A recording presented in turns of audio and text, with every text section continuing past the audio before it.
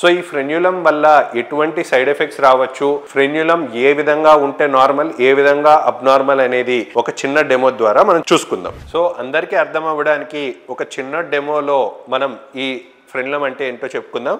So దానికోసమే ఈ కనిపిస్తున్న బెలూన్నే మనం పెన్నిస్ అనుకుందాం. అండ్ అందరికీ కూడా పెన్నిస్ పైన చర్మం అనేది ఉంటుంది, దాన్నే ఫోర్ స్కిన్ అంటారు. ఇది పెన్నిస్ అనుకుందాం, ఇది ఫోర్ స్కిన్ అనుకుందాం. పెన్నిస్ పైన ఉన్న కవరింగ్ నే ఫోర్ స్కిన్ అనే అంటూ ఉంటాము. అండ్ ఫోర్ స్కిన్ కి పెన్నిస్ కి మధ్యలో ఉన్న కమ్యూనికేషన్ నే మనం ఫ్రెన్యులం అంటూ ఉంటాం.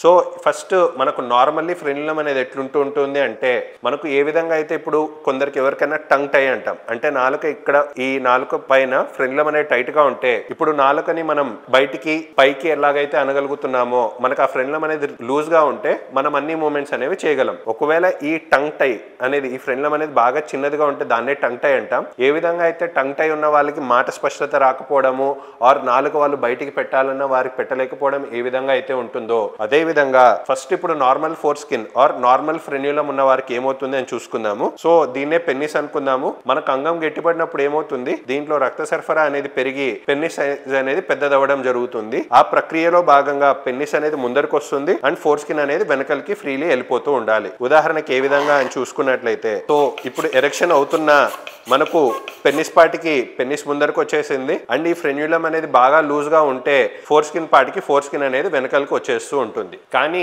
ఈ ఫ్రెన్యులం అబ్నార్మల్ గా ఉన్న వారిలో ఆ నరం పట్టేసినట్టు ఉన్న వారికి ఏ విధంగా అవుతుంది అనేది మీరు ఇప్పుడు చూడగలరు. సో ఇప్పుడు ఈ నరం టైట్ గా ఉన్న వారిలో ఏమవుతుంది, ఇలా ఫుల్ గా కాకుండా ఇప్పుడు మనకి పెన్నిస్ కి ఫోర్ స్కిన్ కి మధ్యలో ఫ్రీగా ఉంటే ఇష్టం వచ్చేట్టు వెనకలికి ముందరికి అనుకోవచ్చు. కానీ ఇలా టైట్గా నరం పట్టేసిన వాళ్ళలో ఏమవుతుందంటే, ఇక్కడ మీకు చిన్న ప్రొజెక్షన్ లాగా ఉంది చూసారా, ఆ ప్రొజెక్షనే ఇక్కడున్న ఫోర్ స్కిన్ కి అతుక్కుపోవడం అనేది మనకు టైట్ ఫ్రెన్యులంలో మనం గమనిస్తూ ఉంటాం. సో ఇక్కడ ఎట్లయితే ఈ పెన్నిస్ కి ఫోర్ స్కిన్ కి మధ్యలో ఒక చిన్న నరం లాగా ఎట్లయితే ఇరుక్కుపోయిందో, అలా ఇరుక్కుపోయిన వారికి ఒకవేళ ఎరెక్షన్ అవుతే ఏమవుతుంది, ఆర్ స్కిన్ వెనకలికి లాగితే ఏమవుతుందని మీరు చూడగలరు పంచి.